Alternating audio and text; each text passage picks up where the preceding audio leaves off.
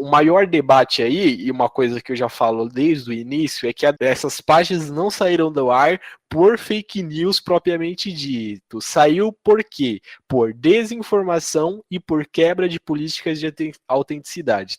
Na nota oficial foram esses os motivos. E o que eu adianto aqui que acho perigoso. Cara, se fake news já é subjetivo, quando você fala rede de desinformação, o que você quer dizer com isso, entendeu? Aí começa a subjetividade e aí começa você tirar 196 páginas e não sei quantos mais perfis de pessoas que exprimem uma opinião. E aí você vai me dizer, é paulatável, é justo você tirar do debate público visões divergentes? Uma outra justificativa que o Facebook disse é que essas páginas promoviam divisão. Mas aí, porra, qual vai ser o critério agora? Qual vai ser o critério agora? Promove divisão, então se eu fizer um post lá falando, eu acho que a Marvel é melhor do que a DC Comics, então eu estou promovendo divisão, então meu conteúdo também vai ser excluído do Facebook, cara. Não, os caras estão tornando tudo subjetivo para que eles possam fazer o que eles quiserem. Causa divisão? É lógico que causa divisão, mas agora você me fala o que não causa divisão. Opinião causa divisão. Sim. Isso é normal, eu tô errado. Opinião, ela causa divisão. Se você for banir todas as páginas que causam divisão, então não sobra mais Facebook. Aí a pergunta que eu faço é o seguinte, por que essas páginas aqui ainda estão no ar? Brasil 247, que conta mentira todos os dias, a própria página do Partido dos Trabalhadores, que disse que a Rosa Weber deu o aval para que o Lula pudesse concorrer à presidência, a gente sabe que é mentira isso daí, Diário do Centro do Mundo, Blog do Ismael, Catraca Livre, que inventou aquela mentira sobre o vídeo do Ciro Gomes dando tapa no Arthur Duval, cadê? O próprio G1, o próprio Globo, o próprio Estadão, o próprio Exame, todos eles, esses sim, disseminando fake news. Só que esses não estão nessa lista. Esses daí não estão dividindo, não estão causando desinformação. Qual que é o critério do Facebook? Assim como foi naquela vez lá da notícia da Marielle, que o blog Ceticismo Político reproduziu uma notícia que foi dada em todos os veículos grandes de imprensa, e só o Ceticismo Político caiu com uma notícia que não era uma fake news, era uma informação de uma fala, não era uma fake news. A fake news foi da desembargadora. O pessoal falou, agora deu, né? Agora você vê esses pessoal do MBL aí, esses liberalzinho querendo que o Estado interfira em uma empresa privada.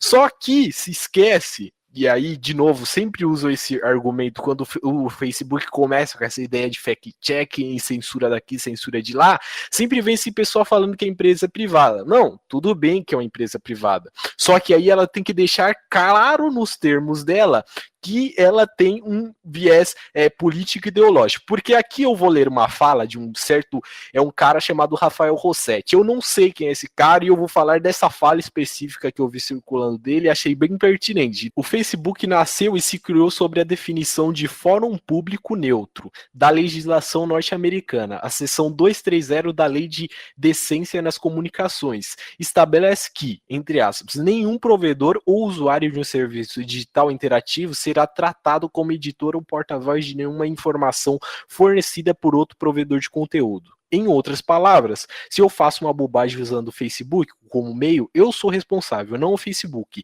Eles aqui, Facebook, usam isso em todas as defesas em processos judiciais movidos contra eles, em que o ator pretenda corresponsabilizados por alguma bobagem dita na plataforma. A responsabilidade seria somente do usuário, não do veículo. A partir do momento em que eles deletam o conteúdo não motivados por alguma denúncia, e sim porque qualificam esse conteúdo como indigno da plataforma, eles não estão agindo como editores e curadores do fluxo de informação, estão indiretamente promovendo e chancelando o conteúdo que não foi deletado. Isso tem duas consequências. Primeiro, eles devem ser responsabilizados, então, por tudo que se escreve aqui administrativamente, civilmente e criminalmente, uma vez que se eles podem dispor como bem desejam do que eu escrevo, o conteúdo é deles, não meu. E segundo, se eles se dizem neutros, entre aspas, estão praticando propaganda enganosa e publicidade abusiva, e não só podem como devem ser punidos por isso. É isso, se você quer censurar a rede, você está virando dono do conteúdo, então você tem que ser responsabilizado não só pelo que você está tirando, mas tudo que está lá também. O Facebook nada mais você pode traçar um paralelo muito bem traçado com uma empresa de telefonia. Vamos pegar a TIM, por exemplo. Vamos supor que a TIM diga para você assim, ó, você não vai poder fazer essa ligação aqui, ó, porque você vai ligar para tal pessoa e vai falar tal coisa. E aqui na TIM a gente não quer que você fale esse tipo de coisa. E aí? Você não pode falar o que você quiser nessa comunicação que você está tendo, sendo que quando você assinou o contrato, aqui não dizia nada sobre restrição do que você poderia falar, é porque as pessoas não estão enxergando o Facebook como um meio de comunicação. O Facebook é igual o WhatsApp, é igual uma companhia telefônica, ele não é uma empresa que ele age. O Facebook, ele deixa aberto e a comunidade age. Então ele tem que ser livre de posicionamento ideológico e livre de censura, de ficar censurando coisas.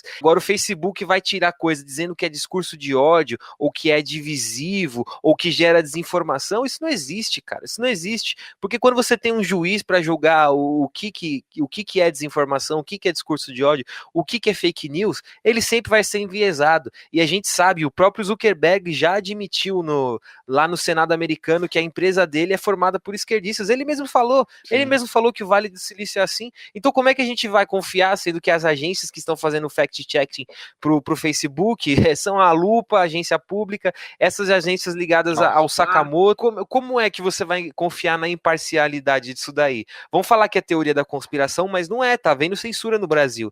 O que eu acho, na verdade, sabe o que é? Que a gente tá tendo a censura no Facebook escandalizada de vez agora, a gente já vinha alertando isso há muito tempo, desde que começaram as empresas de fact-check, e isso logo antes das eleições, e o próprio Facebook admitiu lá na nota deles que era por causa das eleições que poderia afetar o debate público. Então, isso mostra, cara, eles estão desesperados, eles estão com medo do Jair Bolsonaro e dessa onda conservadora que tá tendo aqui no Brasil.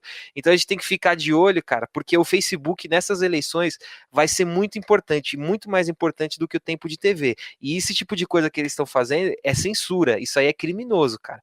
Isso tem que ir mais adiante, e isso, se fosse em outro país mais sério, estaria muito mais alarmado do que está hoje aqui no Brasil.